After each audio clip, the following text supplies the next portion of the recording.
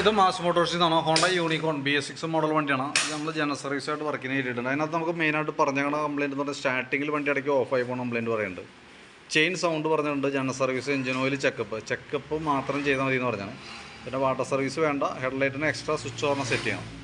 ഇത്രയും കേസാണ് മെയിനായിട്ട് പറഞ്ഞത്. അപ്പോൾ നമ്മൾ വണ്ടി ഫസ്റ്റ് ട്രയൽ അടിക്കാൻ വേണ്ടിയിട്ട് വണ്ടി നമ്മൾ ടെസ്റ്റ് ഡ്രൈവ് നടത്തുന്ന സമയത്ത് നമുക്ക് ബാക്ക് സൈഡിൽ നിന്ന് ചെയിൻ്റെ ചെറിയൊരു ലൂസ് ഉണ്ട്. അതുകൂടാതെ വണ്ടിക്ക് ബാക്ക് സസ്പെൻഷൻ്റെ, അതായത് ബാക്കിൽ വരുന്ന ഈ സസ്പെൻഷൻ്റെ ബെയറിങ്ങിന് ചെറിയൊരു പ്ലേ തുടങ്ങിയിട്ടുണ്ട്. അപ്പോൾ അതുകൊണ്ട് തന്നെ വണ്ടി ആക്സിലേറ്റർ കുറച്ച് എടുക്കുന്ന സമയത്ത് തന്നെ ബാക്ക് സൈഡിൽ നിന്ന് ഒരു ഷിവറിങ് പോലെ കാണിക്കുന്നുണ്ട്. അത് ആ സസ്പെൻഷൻ സ്വിങ് ആമിൻ്റെ ബെയറിങ്ങിൻ്റെ കംപ്ലയിൻ്റ് ആണ് ആ കാണിക്കുന്നത് കേട്ടോ.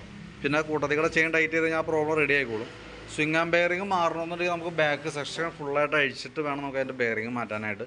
അപ്പോൾ അത് നോക്കിയിട്ടൊന്ന് പറയാം. കാരണം അത് മാറ്റിയാലാണ് നമുക്ക് ആ ബാക്കിലത്തെ ഷിവറിങ്ങിൻ്റെ കേസ് റെഡി ആവുള്ളൂ. പിന്നെ ബാക്ക് ടയറൊക്കെ നോക്കി പുതിയ ടയർ കിടക്കണം. ബാക്കിലത്തെ ബ്രേക്ക് ലൈനറൊക്കെ നമ്മൾ ക്ലീൻ ചെയ്യാൻ വേണ്ടി അയച്ചിട്ടുണ്ട്. ബ്രേക്ക് ലൈനർ കമ്പനി ലൈനർ കിടക്കണം. ഹോണ്ടയുടെ ഒറിജിനൽ ലൈനറാണ്, പുതിയ ലൈനറാണ്. അപ്പോൾ അതിൻ്റെ ബ്രേക്ക് നമുക്കൊന്ന് അഴിച്ച് ഗ്രീസ് ചെയ്ത് നമുക്ക് റീസെറ്റ് ചെയ്യാവുന്നുള്ളൂ.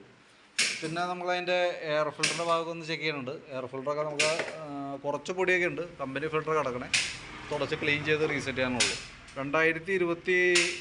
2023 മോഡൽ ബാറ്ററിയാണ് വണ്ടിയും ഇരിക്കുന്ന ബാറ്ററി കേട്ടോ. 6 ആമ്പിയറിൻ്റെ ബാറ്ററിയാണ്. ഞാൻ അതിൻ്റെ വോൾട്ടൊക്കെ നോക്കി 12.92 വരെ കാണിക്കുന്നുണ്ട്.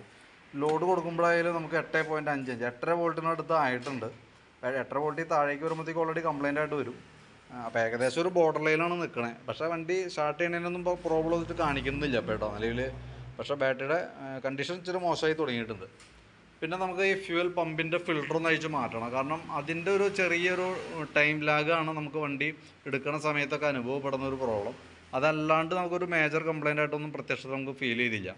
ഐഡ്ലിങ്ങിന് വ്യത്യാസമോ കുറവോ കാര്യങ്ങളൊന്നും പ്രത്യക്ഷത്തിൽ കാണുന്നില്ല കേട്ടോ. ഇതിരിക്കുന്നത് ഫ്യൂൽ പമ്പാണ്. അതിൻ്റെ ഉള്ളിൽ നമുക്കൊരു പേപ്പർ ടൈപ്പ് ഫിൽറ്റർ വരുന്നുണ്ട്. ഏകദേശം ഒരു 300-350 രൂപ നമുക്ക് അതിന് കോസ്റ്റ് വരാം. അപ്പോൾ ഫ്യൂൽ പമ്പ് മൊത്തത്തിൽ അഴിച്ചാലാണ് നമുക്കത് മാറ്റാനായിട്ട് പറ്റുള്ളൂ.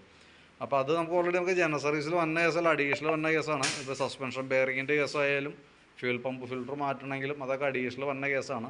പക്ഷെ അത് കൂട്ടത്തിക്കൂടെ ചെയ്തു പോകേണ്ട അത്യാവശ്യമാണ്. അതിൻ്റെ പ്രോബ്ലമാണ് നമുക്ക് മെയിനായിട്ട് നമുക്കൊരു വലിയ ചെറിയ വ്യത്യാസം കാണിക്കുന്നതും ആ വണ്ടി ഇടയ്ക്ക് ഓഫായി പോകണമെന്നൊരു ഫീലിംഗ് വന്നതിൻ്റെ ഒരു റീസണും അതിൻ്റെയാണ്. ശരിക്കും ഒരു 30,000 കിലോമീറ്ററൊക്കെ കൂടുമ്പോൾ നമ്മളത് സാധാരണ രീതിയിൽ മാറ്റേണ്ടി വരാറുണ്ട്. അത് ചില വണ്ടികൾക്ക് വ്യത്യാസം വരും. ചിലത് നേരത്തെ മാറേണ്ടി വരും, ചിലത് കുറേ കൂടി ഉപയോഗിക്കാനൊക്കെ കിട്ടും. അപ്പോൾ ഏകദേശം അത് മാറ്റുന്ന ടൈമാണ്. അതും കൂടി ഞാൻ എസ്റ്റിമേറ്റ് ഉൾപ്പെടുത്തുന്നുണ്ട്. പിന്നെ ഫ്രണ്ടിലേക്ക് വരുമ്പോൾ ഫ്രണ്ട് വീൽ ബെയറിങ്ങൊക്കെ നമ്മൾ ചെക്ക് ചെയ്ത് വേറെ കംപ്ലയിൻ്റ് ഒന്നുമില്ല. ടയറായാലും പുതിയ ടയർ കിടക്കണം. ഫ്രണ്ട് ബ്രേക്കിൻ്റെ പാഡ് സെറ്റൊക്കെ നമ്മൾ ചെക്ക് ചെയ്യാൻ വേണ്ടി അയച്ചിട്ടുണ്ട്. ബ്രേക്ക് പാഡൊക്കെ അത്യാവശ്യം ഉപയോഗിക്കാനുണ്ട്. ബ്രാക്കറ്റൊക്കെ ഒന്ന് അഴിച്ച് ഗ്രീസ് ചെയ്ത് റീസെറ്റ് ചെയ്യാൻ മതി. ഫ്രണ്ട് ഷോക്കിൻ്റെ ആക്ഷനൊക്കെ ചെക്ക് ചെയ്തായിരുന്നു. നിലവിൽ ഓയിലിലേക്കോ കാര്യങ്ങളോ വേറെ പ്രോബ്ലംസ് ഒന്നുമില്ല. കോൺസെപ്റ്റ് ചെറിയൊരു ലൂസ് പോലെ കാണിക്കുന്നുണ്ട്. അത് നമുക്ക് തൽക്കാലം അഡ്ജസ്റ്റ് ചെയ്ത് നമുക്ക് റീസെറ്റ് ആക്കാം. പിന്നെ നമുക്ക് വണ്ടി ബ്രേക്ക് പിടിക്കുന്ന സമയത്ത് ഫ്രണ്ട് ബ്രേക്ക് പിടിക്കുമ്പോൾ നിങ്ങൾ ശ്രദ്ധിച്ചിട്ടുണ്ടോ എന്ന് അറിയില്ല. ഫ്രണ്ട് ബ്രേക്ക് പിടിക്കുമ്പോൾ ലിവർ ചെറുതായിട്ട് ഇങ്ങനെ അനങ്ങുന്നുണ്ട്. നമ്മുടെ കൈമേൽ ചെറിയൊരു ഷെയ്ക്ക് കിട്ടുന്നുണ്ട്. അതിൻ്റെ കാരണം എന്ന് വെച്ചാൽ ഈ ഡിസ്കിൻ്റെ പ്ലേറ്റ് എവിടെയോ ഒരു മുട്ട് കിട്ടിയിട്ടുണ്ട്. ഇത് ഇത്രയും ഭാഗത്ത് ബ്രേക്ക് പാഡ് പിടിക്കുന്നില്ല. അതായത് ബ്രേക്ക് പിടിക്കാതല്ല, നമ്മളിപ്പോൾ ബ്രേക്ക് പിടിക്കുന്ന സമയത്ത് ഇത്രയും ഭാഗത്താണ് ഇച്ചിരി കൂടുതലായിട്ട് പിടിക്കുക. കാരണം പൊസിഷൻ ഇത് ബാക്കിയത്തെ കറക്റ്റാണ്. ഇതിവിടെ വരുമ്പോൾ കുറച്ച് ഭാഗം ചെറിയൊരു വേരിയേഷൻസ് ഉണ്ട്. ഇവിടെ നോക്കുമ്പോൾ കൃത്യമായിട്ട് അറിയാം, അതിൻ്റെ പാട് നമുക്ക് കൃത്യമായിട്ട് കാണാനായിട്ടുണ്ട്. അത്രയും ഭാഗത്ത് നോർമൽ രീതിയിലല്ല, അവിടെ ഒരു ബെൻഡ് വന്നേക്കുന്നതുകൊണ്ട് ഒരു ചെറിയ ചാട്ടം കാണിക്കും. അതാണ് നമുക്ക് ലിവർമ കാണിക്കുക. ബ്രേക്ക് പിടിക്കുന്നതിന് പ്രശ്നമൊന്നുമില്ല. അങ്ങനെ നിലവിലൊരു കംപ്ലയിൻറ്റ് ഉണ്ട് എന്ന് സൂചിപ്പിച്ചാണ്. പിന്നെ നമുക്ക് ആക്സിലേറ്ററിൻ്റെ കേബിളുകളൊക്കെ ചെക്ക് ചെയ്തു. അത്യാവശ്യം പ്ലേ കാര്യങ്ങളൊക്കെ ഉണ്ട്, കുഴപ്പമൊന്നുമില്ല. സ്പാർക്ക് പ്ലഗ് ആയാലും നമ്മളൊന്ന് അഴിച്ച് ക്ലീൻ ചെയ്ത് റീസെറ്റ് ആകുന്നുണ്ട്. പുതിയ പ്ലഗ്ഗാണ്, എയർ ഫിൽറ്ററിൻ്റെ കൂട്ടത്തിൽ മാറ്റിയതാവാം. പുതിയ പ്ലഗ്ഗാണ് കിടക്കുന്നത്, കുഴപ്പമൊന്നുമില്ല കേട്ടോ.